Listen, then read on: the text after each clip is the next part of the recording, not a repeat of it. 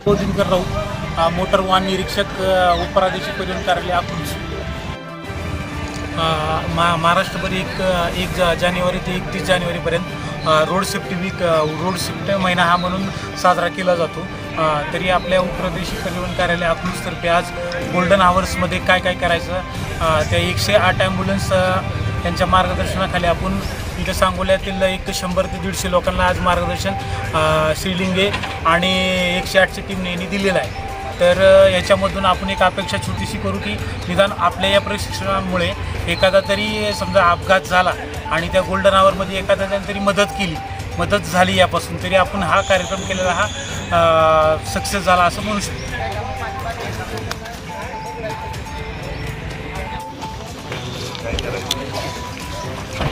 आज या ठिकाणी असतात आपल्याला डॉक्टर लिंगे आणि डॉक्टर शिंदे सरांनी आपल्याला इथं वैद्यकीय प्रथमोपचार कसा द्यायचा, CPR कसा द्यायचा, तसंच हाड मोडला असेल किंवा मणक्याला इजा झाली असेल तर त्या पेशंटला कसं हाताळायचं या ठिकाणी आपल्याला सांगितलेलं आहे।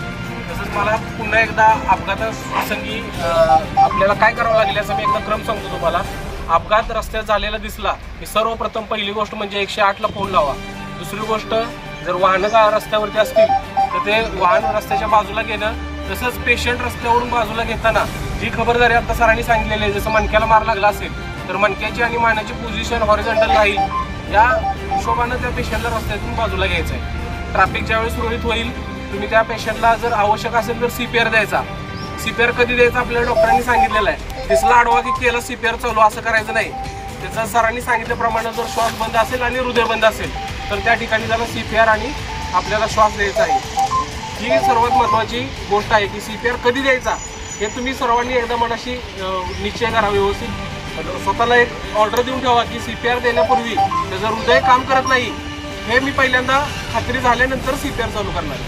त्यानंतर आपल्याला ॲम्ब्युलन्स येईल, पेशंट ॲम्ब्युलन्समध्ये शिफ्ट होईल। जास्त वेळ जर लागत असेल ॲम्ब्युलन्सला किंवा उपलब्ध होत नसेल तर आपल्याला काय करायचं आहे, खाजगी वाहनातून त्याला नेण्याची सोय करायची आहे। तर आज या ठिकाणी मार्गदर्शन करण्याचा एकच हेतू आहे की आपल्या मोटर वाहन कायद्यामध्ये कलम 134A नुसार गुड सॅमरिटन म्हणजेच रस्त्यावरील जीवनदूत हे आपल्याला कायद्यामध्ये तरतूद केलेली आहे। जर तुम्ही एखाद्या पेशंटला या ठिकाणी मदत करत असाल, रस्त्यावरती अपघातात व्यक्तीला एखाद्या मदत करत असाल तर तुम्हाला कोणत्याही प्रकारचा त्रास होत नाही।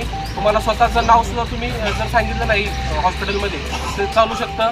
पोलिसांना जरी स्वतः तुम्ही नाव न सांगता तिथून जी पेशंटला जी मदत करायची ती करून जर निघून गेलात तरीसुद्धा चालतं। तुमचा कोणत्याही प्रकरणात केसमध्ये कुठेही इन्व्हॉल्वमेंट केलेली जात नाही। त्यामुळं रस्त्यावरती जास्तीत जास्त तुम्ही लोकांना मदत करण्याचा प्रयत्न करा। यामधून एखाद्याचा जर जीव वाचला तर ते कुटुंब वाचेल, त्या व्यक्तीला आणि त्याच्या कुटुंबाला याचा फायदा होणार। या ठिकाणी डॉक्टर लिंगे आणि शेडगे सर उपलब्ध होते, त्यांची टीम उपलब्ध होती।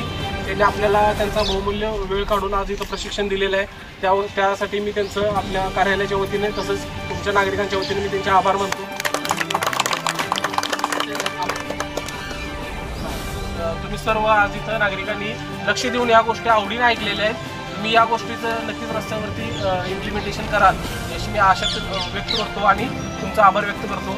तसेच आपल्याला व्हॉलेंटियर म्हणून अमित मुलानी यांनी सहकार्य केलेलं आहे, त्यांचाही सर्वांतर्फे मी आभार मानतो। त्यानंतर आपल्या शिबिराचा कार्यक्रम काम चालू होईल। आता तुम्ही पण येतो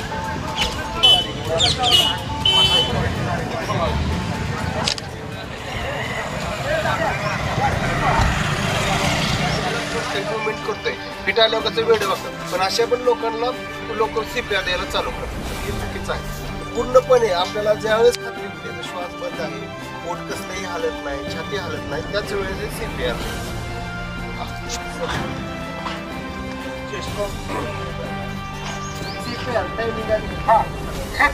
आता सगळ्यात महत्वाचं तुम्हाला कळालं की बा पेशंटच्या 2 मिनिटापूर्वी पेशंटच्या छातीच्या पोटाच्या हालचाली होत होत्या, नाकातलं गरम वाफ येत होती, परंतु 2 मिनिटात त्याच्या एक्सेसिव्ह ब्लिडिंगमुळे किंवा बाकीच्या कुठल्या इंटरनल प्रॉब्लेम असेल, बाकी काही असेल त्या गोष्टींमुळे पेशंटचा श्वास बंद पडलाय। तर अशा वेळेस काय करणार तुम्ही? गाडी यायला अजून 5 ते 10 मिनिटं अवकाश आहे, परंतु जीव जाऊ देणे तेवढंही सोपं नाहीये, एखाद्याचं घर उद्ध्वस्त होऊ शकतं। तर अशा टाइमला सगळ्यात महत्वाचं प्रोसिजर असते ते म्हणजे पेशंटला CPR देणं। CPR आता ते कसं द्यायचं आणि किती द्यायचं? सर सर डेमो दाखवलाय का? तर एका मिनिटात साधारणतः 30 CPR दिले जातात. 30 CPR देत असताना दाखवले एकदा मी सांगता येत नाही अनाऊन्स करतो तुम्ही दाखवा फक्त. पेशंटला CPR कधीही लेफ्ट साईडला द्यायचा. हात कुठं ठेवले सरांनी कसे ठेवतात हे बघा. त्यानंतर हात CPR देताना तुमच्या कोपऱ्यातलं किंवा मनगटातलं हात वागता कामा नये. जर चुकून जर त्याचा हात वाकला गेला तर पेशंटच्या परगड्या होऊ शकतात. हे नीट करणे मुश्किल आहे. या गोष्टी लक्षात घ्या. एका मिनिटात 30 CPR द्यायचे आहेत आपल्याला. 30 CPR त्यानंतर 2 ब्रीथ, 30 कॉम्प्रेशन, 2 ब्रीथ. आमच्याकडे मास्क आहे. याला म्हणायचं mouth to mouth ventilation device.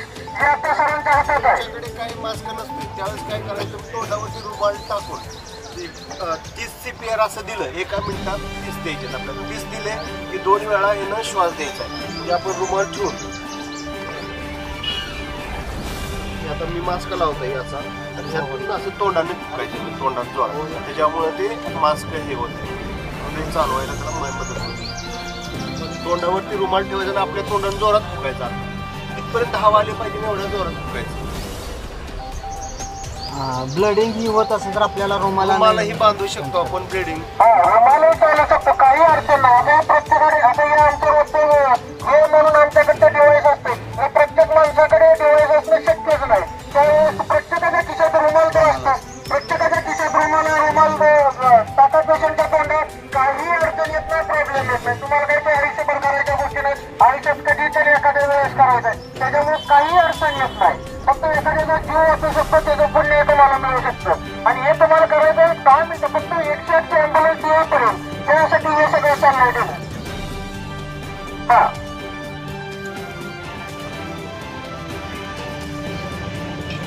जरी फ्रॅक्चर आता फ्रॅक्चर सगळ्यात मोठं ऍक्सिडेंटल इंजुरीमध्ये काय असेल तर पहिल्यांदा हेड इंजुरी झाल्यानंतर फ्रॅक्चर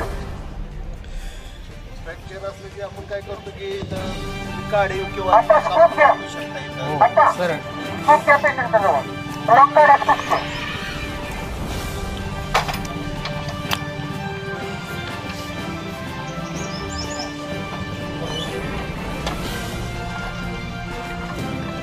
आता तुमच्या समोर जे इन्स्ट्रुमेंट हँडल केलं जाते त्याला म्हणायचं स्कूप स्ट्रेचर. जर एखाद्या पेशंटचा व्हर्टिब्रल कॉलम म्हणजे आपला मणका तो जर मोडलेला असेल तर आपण कुठल्याही कंडिशनमध्ये त्याला मोबिलाइज करू शकत नाही. मोबिलाइज जर केलं तर पेशंट कायमचा चालण्यास घेऊ शकतो.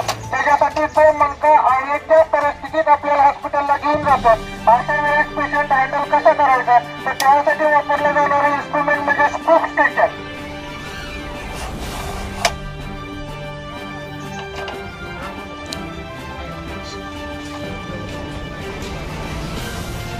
मोस्टॉप यूज केलं जातं व्हर्टिब्रल कॉलम फ्रॅक्चर झाल्यानंतर. ज्यावेळेस मणका वगैरे फ्रॅक्चर होतो त्यावेळेस मणक्याच्या पूर्ण आपल्या मेंदूच्या नसा सगळ्या रक्तवाहिन्या मेंदूमधून त्या मणक्यातून खाली आलेल्या असतात. त्याच्यावरती आपल्या शरीराची हालचाल ही होत असते.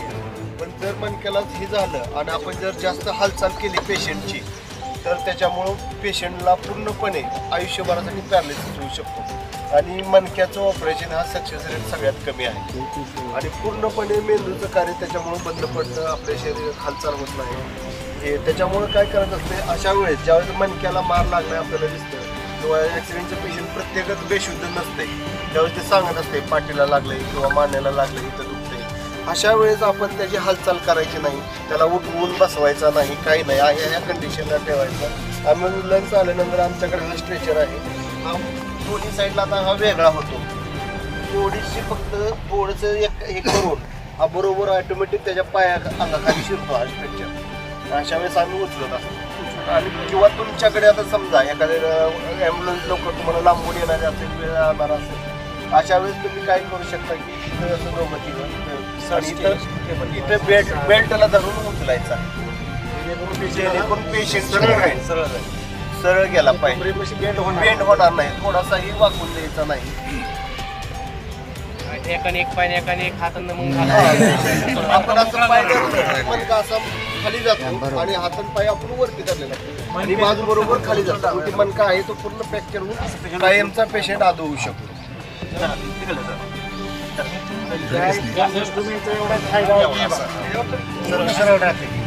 पेशंट आपण न उचलता आहे बेंड होत नाही. पण हे आमच्याकडे आहे, तुमच्याकडे नसते. बोलवा कालच्यासारखं येत नाही. विदाउट खूप पेशंट कसं हँडल करायचं. हाच की आता हात धरायचा जर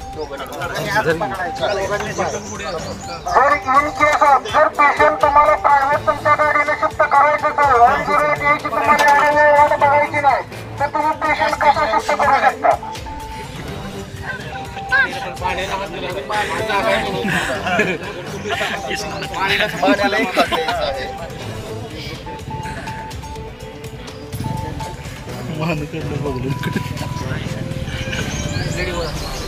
ब्लिडिंग होत असेल तर सगळ्यात महत्वाचं काय असतं की ब्लिडिंग रुमाला आपल्याकडे असते प्रत्येकाच्या खिशामध्ये. मग तो बांधायचा. पहिल्यात महत्वाचं काय असतं की रक्तस्राव थांबवणे. रक्तस्राव थांबवणे महत्वाचं असतं. ज्या ठिकाणी असतं त्या ठिकाणी घट्ट आवळून बांधायचं. वरती वगैरे बांधायचं नाही, पूर्ण त्या जखमेवरतीच बांधायचं. जेवढं रुमालाचं टाईट प्रेशर करता येईल तेवढं टाईट प्रेशर करायचं आणि मग बांधायचं. वरच्यावर बांधलं त्याचा उपयोग होत नाही. हात तुटलेला पाय पूर्ण त्यावेळेस त्याच्यावरती बांधायचं पूर्ण, जेणेकरून तिथून रक्त जाणार नाही एवढं घट्ट आवळून बांधायचं. तर कमीत कमी जर रक्तस्राव थांबला पाहिजे. रक्तस्राव जर अति झाला तर मग परत BP कमी होणे, पुन्हा शॉकमध्ये पेशंट जाऊन बेशुद्ध होऊ शकतो.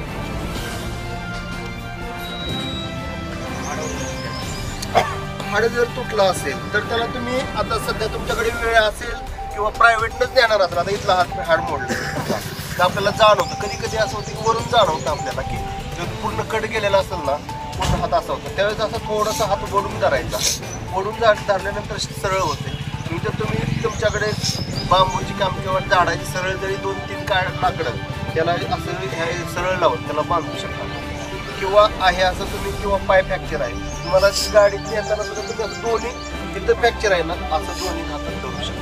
शक्यतो सपोर्ट करायचं. जे एंड आहे तो एका बाजूला ओढून धरायचं, जेणेकरून ती हाडाची जी 2 टोक आहे ती एकामेकावर घासणार नाही.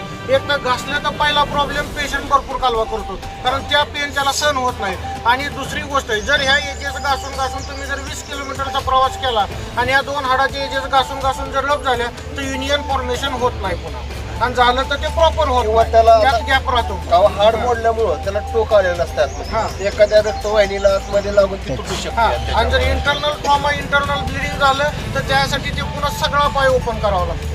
तुम्हाला काय शंका असेल ती तरी स्टेप बाय स्टेप कॉम्प्लिकेटेड होत जातो पेशंट. आता समजा पेशंट तुला मोडलेला आहे तर ह्या वेळेस काय करायचं, एक हात इथे धरला, हे जे आहे तो हे पूर्णपणे इकडे वळून जाणार. जेणेकरून हाडाला हाड घासणार नाही. आणि हा असंच बसावं लागेल तुम्हाला आणि असंच घेऊन जायचं. शेवट पर्याय नाही. नसेल तर आमच्याकडे आला पेशंट तर आमच्याकडे स्प्लिंट असतात. आम्ही त्या स्प्लिंट प्रॉपर लावून त्या पेशंट हालतच नाही, कारण ते सगळं इयर होतात.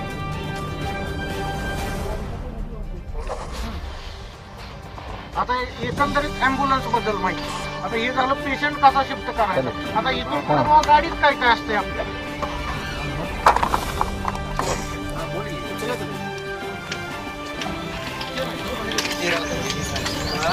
या पुढे म्हणलं एखाद्या पळाला असतं पेशंट.